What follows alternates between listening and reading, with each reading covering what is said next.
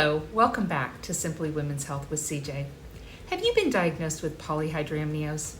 That is simply an excess amount of amniotic fluid surrounding your baby. It occurs in approximately 1% of pregnancies and is diagnosed in the second or third trimester.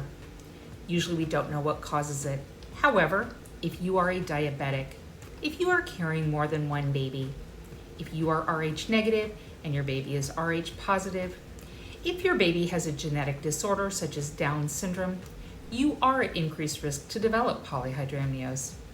Usually there's no symptoms. Some people will have more cramping than normal. Some will have shortness of breath. Usually it is found when your provider has measured your fundal height, the distance between the top of your pubic bone to the top of your uterus. Remember, centimeters should match weeks plus or minus 2. If you are measuring higher than expected, they will get an ultrasound. On that ultrasound, they will look at all 4 corners of your uterus and measure your fluid pockets in centimeters. They add up all of those centimeters. If the total is greater than or equal to 24 centimeters, or if one of your individual pockets was greater than or equal to 8 centimeters, you will be diagnosed with polyhydramnios. Typically, there are no complications for the baby. However, it does increase your risk for preterm delivery, premature separation of the placenta from the uterine wall. That is called a placental abruption. You are at increased risk to have a postpartum hemorrhage where you bleed real heavily.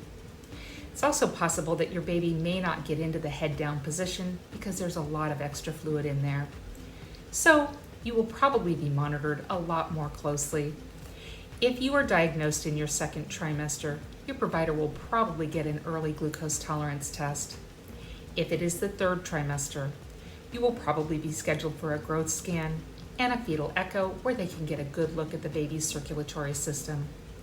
You will probably be scheduled for weekly non-stress tests. With that non-stress test, they will also check the fluid level. Sometimes polyhydramnios goes away all on its own. If it does not go away, your provider may recommend induction of labor. If your total number is 35 or greater, they may talk to you about inducing labor at 37 weeks. If your number is less than 35, they will probably let you go to 39 weeks. You will most likely have a pediatrician standing by at your delivery, and your provider is most likely going to want you to do the majority of your laboring and your delivery in a hospital setting. So what questions do you have about polyhydramnios? I hope you'll leave those in the comment section below.